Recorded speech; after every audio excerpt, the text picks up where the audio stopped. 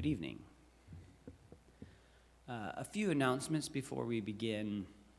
I will start by just as a reminder of our Sunday schedule for this Easter, that we'll be having our sunrise service per normal at 7 a.m. in the Sunken Garden over at Lexington Cemetery. And we look forward to that experience, particularly after this year.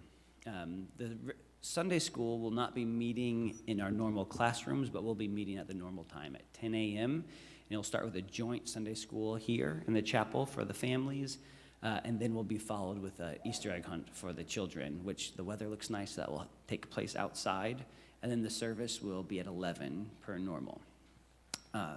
Most of us will have known, I think all of us probably have heard about the tragic passing of Tamara Smack this week.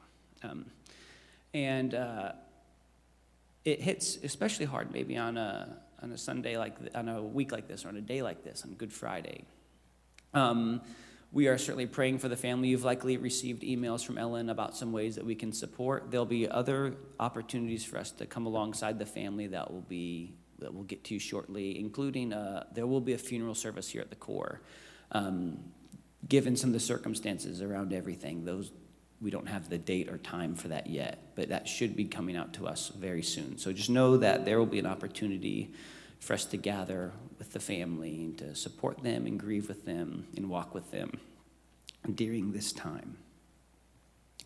This service this evening is a Tenebrae service, and this is a moment for us to walk with Christ as he suffered, and to use our imagination and our senses to reflect on that. And that's especially poignant because the central element of Good Friday is that Christ came to walk with us, to walk in our place. And in moments like this where we grieve, at the end of this year, which has been full of grief and tragedy, that we feel especially this week as things have hit home really hard, that Christ came to walk with us, and he knows what it is to suffer. And we are especially aware of that today. As we go about this service, there's a few things that you should know and just be prepared for.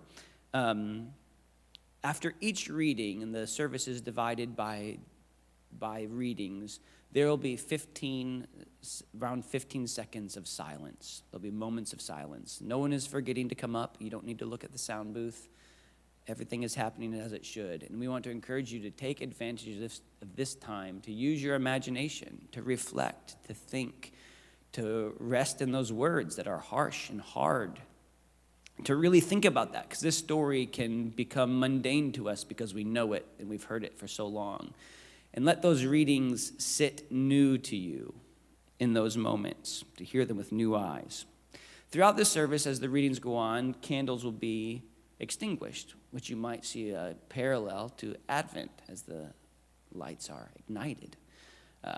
And as that happens, the lights in the chapel will be dimming as well as we descend into darkness. And at the end of the service, we'll be leaving in silence, right? So you have to avoid talking to people. This is a great challenge for me, but we'll leave in silence and in reflection and in darkness and in meditation. And so we'll gather. There'll be moments to celebrate on Sunday, but tonight we leave in silence. So just be aware of that. As we enter the service, you'll see on the back of your program a beautiful small little essay about this service. I'm going to read this, and then the service will begin. Tenebrae means darkness or shadows. As we come to the end of Lent, we begin a journey into darkness, to a place of deep shadows. Today, we accompany Jesus in his last hours. We witness the cruelties and the suffering he endures. We listen to the words of condemnation and ridicule. In all this, he is innocent. He is the faithful servant of God, doing his Father's work, bringing the gospel of love, peace, and hope. And so in this liturgy, we are invited to walk solemnly and attentively with Jesus. Better to know, better to understand, better to be his friend, his disciple, his witness. Be still and know that God is here.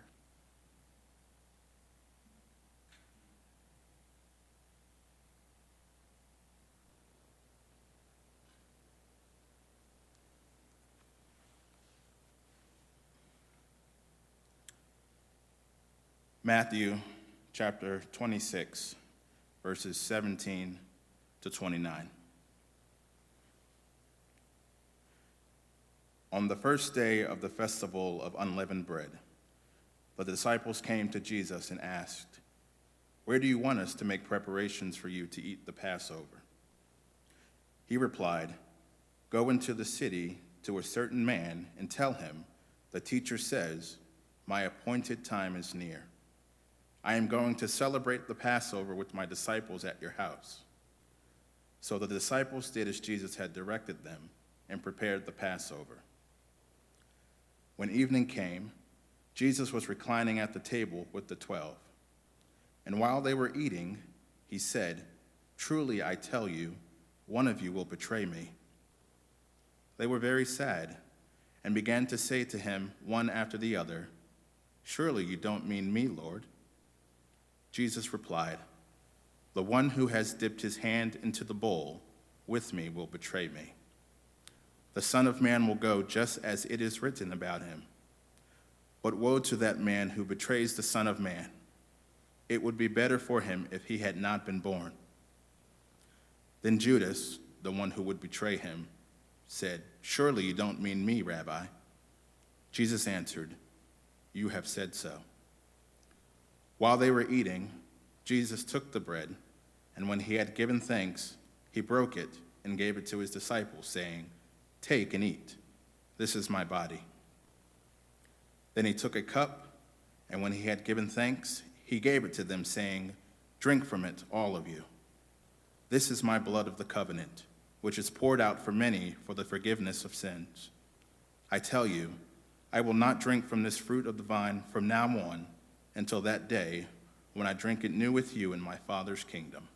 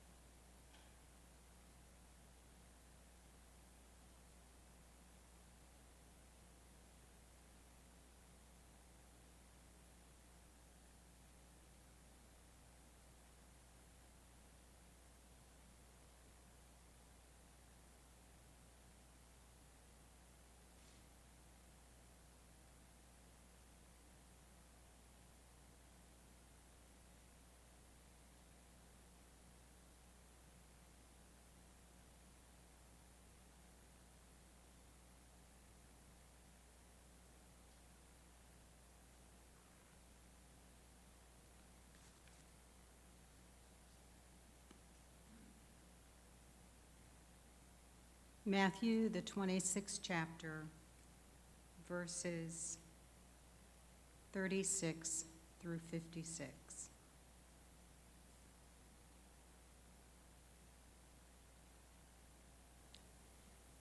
Then Jesus went with his disciples to a place called Gethsemane, and he said to them, "Sit here while I go over there and pray."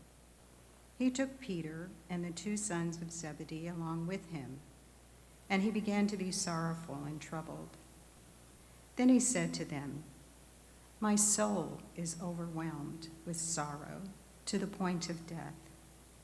Stay here and keep watch with me." Going a little farther, he fell with his face to the ground and prayed, "My Father, if it is possible, may this cup be taken from me, yet not as I will, but as you will." Then he returned to his disciples and found them sleeping. "Could you men not keep watch with me for 1 hour?" he asked Peter. "Watch and pray so that you will not fall into temptation. The spirit is willing, but the body is weak." He went away a second time and prayed, "My Father, if it is not possible for this cup to be taken away unless I drink it, may your will be done." When he came back, he again found them sleeping because their eyes were heavy. So he left them and went away once more and prayed the third time, saying the same thing. Then he returned to the disciples and said to them, "Are you still sleeping and resting? Look, the hour is near, and the Son of Man is betrayed into the hands of sinners. Rise, let us go. Here comes my betrayer." While he was still speaking, Judas, one of the 12, arrived, and with him was a large crowd armed with swords and clubs, sent from the chief priest and the elders of the people. Now the betrayer had arranged a signal with them. "The one I kiss is the man. Arrest him." Going at once to Jesus, Judas said, "Greetings, Rabbi," and kissed him. Jesus replied, "Friend, do what you came for." Then the men stepped forward, seized Jesus, and arrested him. With that, one of Jesus' companions reached for his sword, drew it out, and struck the servant of the high priest, cutting off his ear. "Put your sword back in its place," Jesus said to him, "for all who draw the sword will die by the sword. Do you think I cannot call on my Father, and he will at once put at my disposal more than 12 legions of angels? But how then would the scriptures be fulfilled that say it must happen in this way?" At that time, Jesus said to the crowd, "Am I leading a rebellion that you have come out with swords and clubs to capture me? Every day I sat in the temple courts teaching, and you did not arrest me. But this has all taken place that the writings of the prophets might be fulfilled." Then all the disciples deserted him and fled.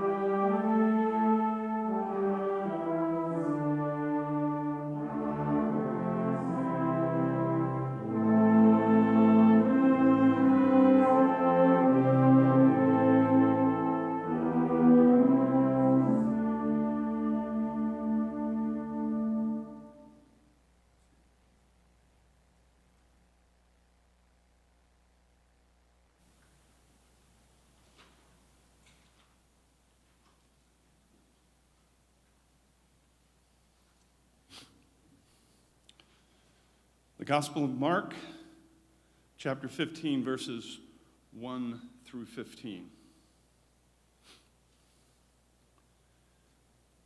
Very early in the morning, the chief priests, with the elders, the teachers of the law, and the whole Sanhedrin made their plans.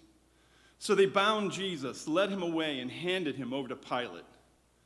"Are you the king of the Jews?" asked Pilate. "You have said so," Jesus replied. The chief priests accused him of many things. So again, Pilate asked him, "Aren't you going to answer? See how many things they are accusing you of?" But Jesus still made no reply, and Pilate was amazed.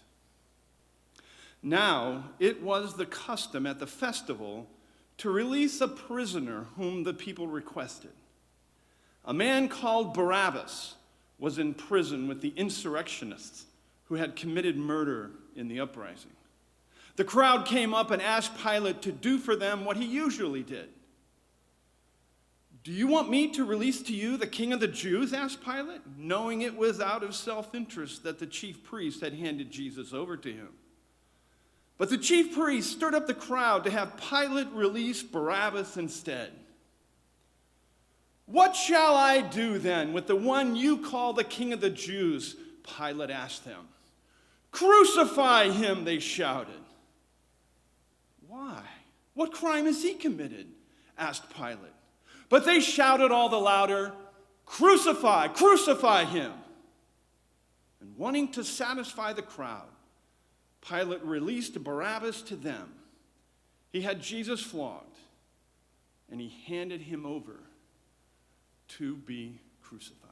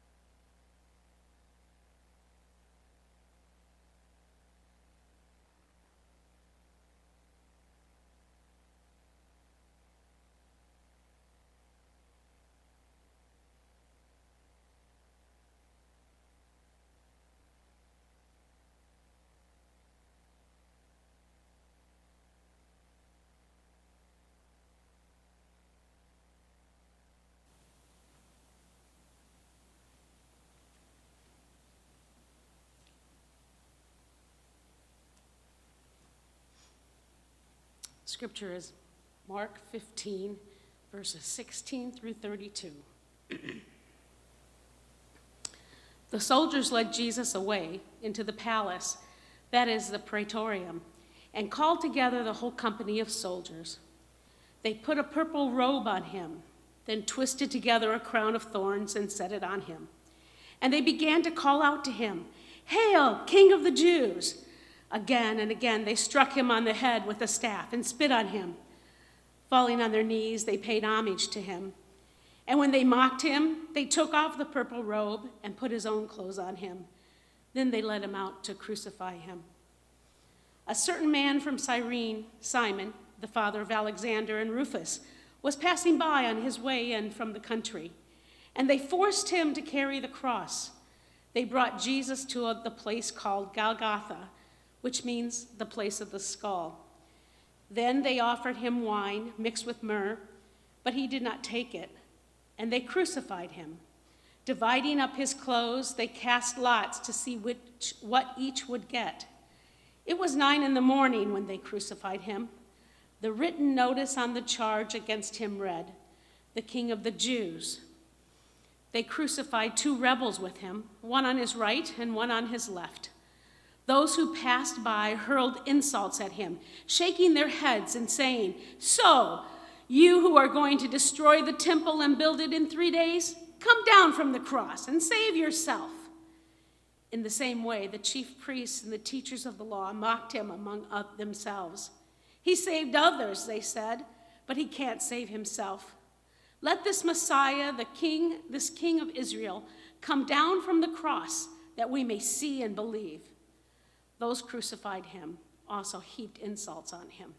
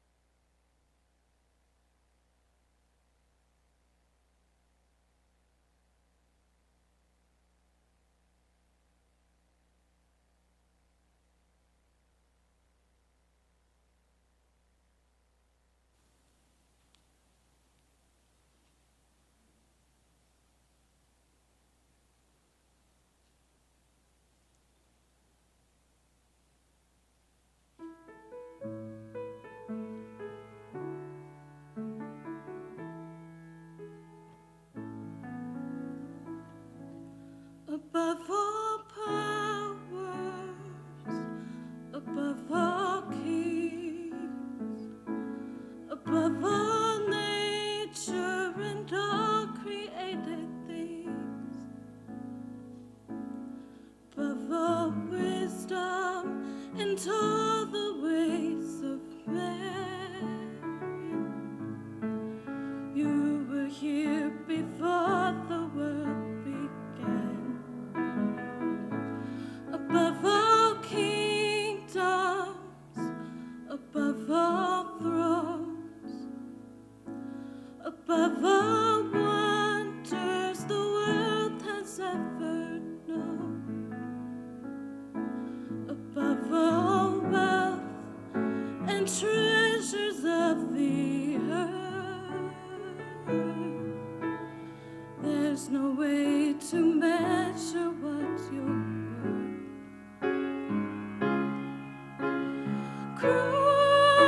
crucified, laid behind the stone, you lived to die, rejected and alone, like a rose trampled on the ground. You took the fall.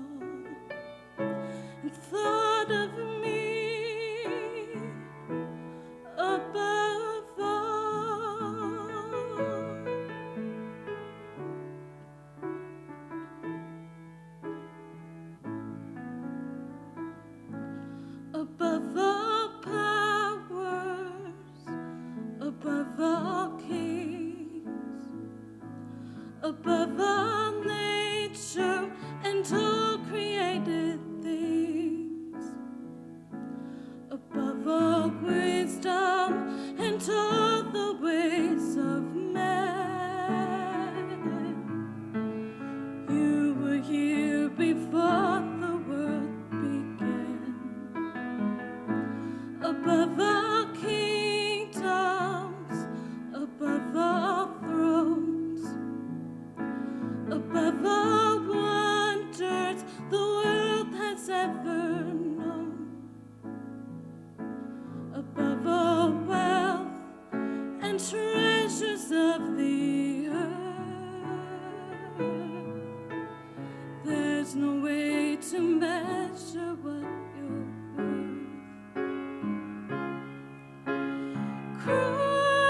Crucified, laid behind the stone, you lived to die, rejected and alone, like a rose trampled on the ground.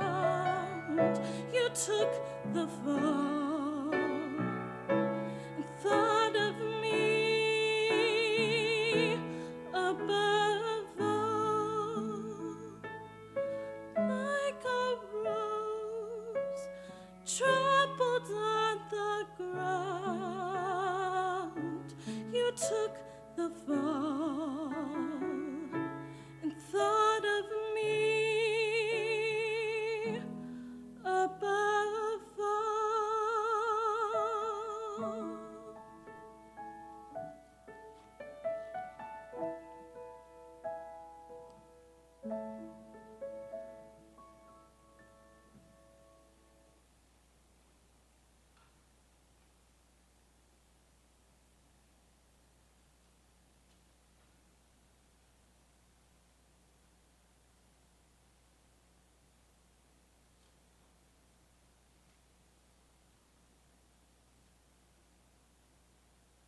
From noon until 3 in the afternoon, darkness came all over the land. About 3 in the afternoon, Jesus cried out in a loud voice, Eli, Eli, lema sabachthani, which means, my God, why have you forsaken me? When some of those were standing there heard this, they said, he's calling Elijah. Immediately, one of them ran and got a sponge, and they filled it with wine vinegar, put it on a staff, and offered it up to Jesus to drink. The rest said, now leave him alone. Let's see if Elijah comes to save him. And when Jesus had cried out again in a loud voice, he gave up his spirit. At that moment, the curtain of the temple was torn in two from top to bottom. The earth shook, the rocks split, and the tombs broke open. The bodies of many holy people who had died were raised to life. They came out of the tombs after Jesus' resurrection and went into the holy city and appeared to many people. When the centurion and those with him who were guarding Jesus saw the earthquake and all that had happened, they were terrified and exclaimed, surely he was the Son of God.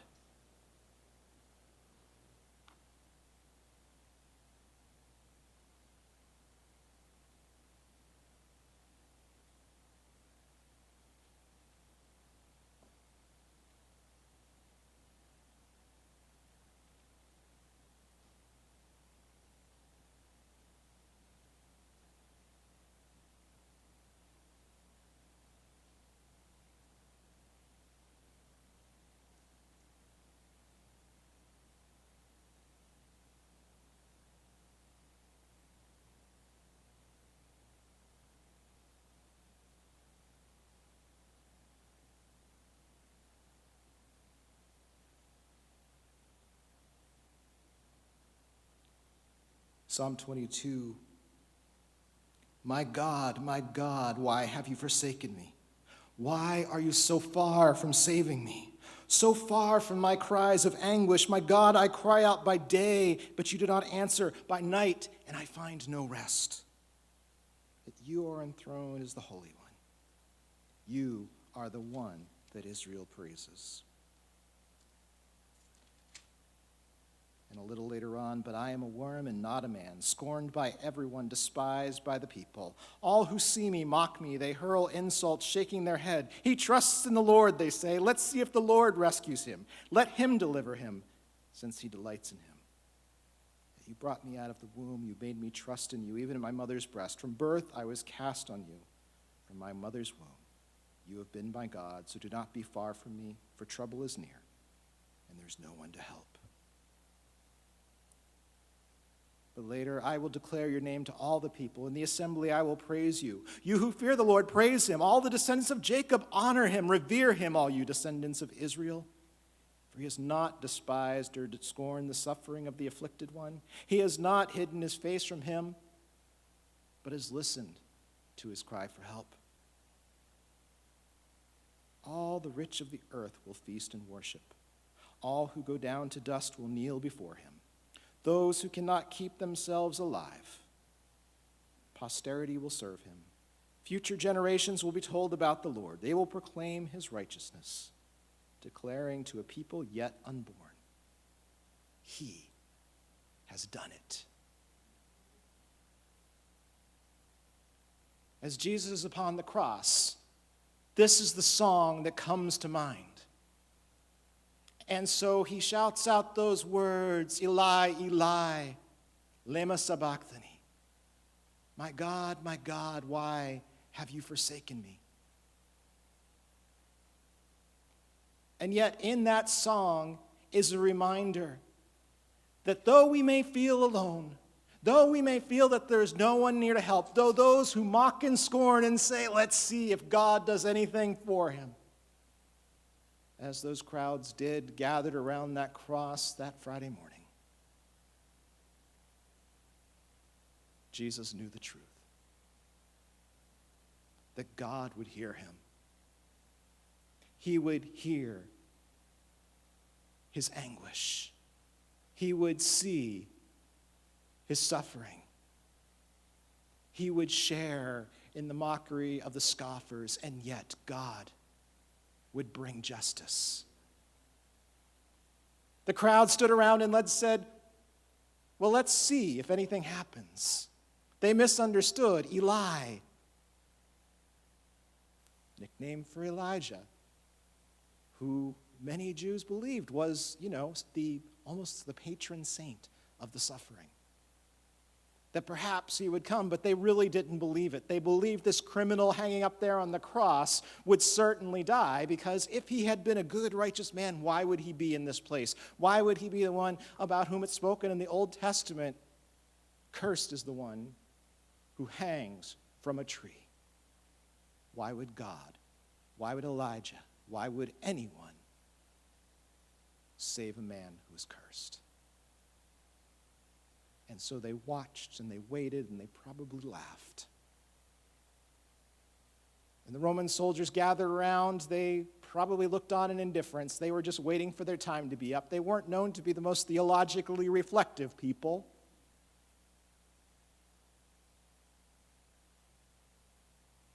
And yet God did hear.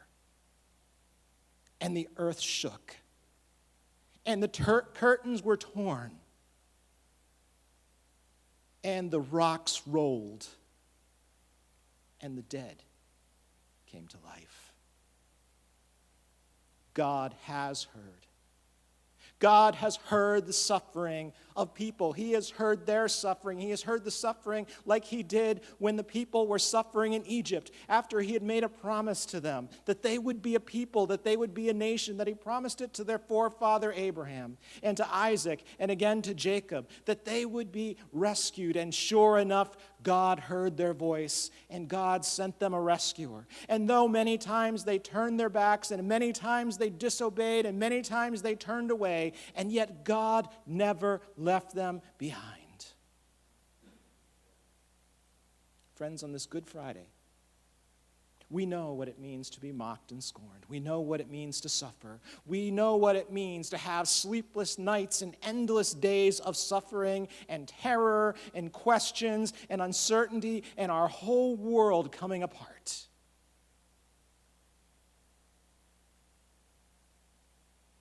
And Jesus is right there with us. But unfortunately for many of us, we also know what it means to be that crowd. We know what it means to mock others. We know what it means to participate in the ridicule of others. Through offhand comments, through media posts, through things that we said so long ago that probably still stick with us. How could we have said that? How could I have questioned? How could I have said something so horrible that now maybe I can't even take back? And yet Jesus is there too, to take on the mockery, the scoffing, the hate, the darkness. Today, we embrace both our fragility as people who suffer and people who die, and our darkness as people who participate in it. As our fifth doctrine says, totally depraved. We don't like to hear that, but there is not a piece of us that is not touched by the power of sin. But Jesus has come to not just rescue those who are suffering for injustice and suffering for righteousness and suffering for their faith and trust, but also to suffer for those who live in darkness. Those living in darkness have seen a great light. No matter how dark our lives are, no matter how in turmoil our minds might be, when we wonder if God hears, we need merely look at Jesus. God hears. A song changed the world. My God, why have you forsaken me? Why do you seem so far from me? But this I know, that I might feel it now, that I might experience it now, that I might be in that space now. I know this. Future generations will be told about the Lord and proclaim his righteousness, declaring to a people yet unborn, he has done it.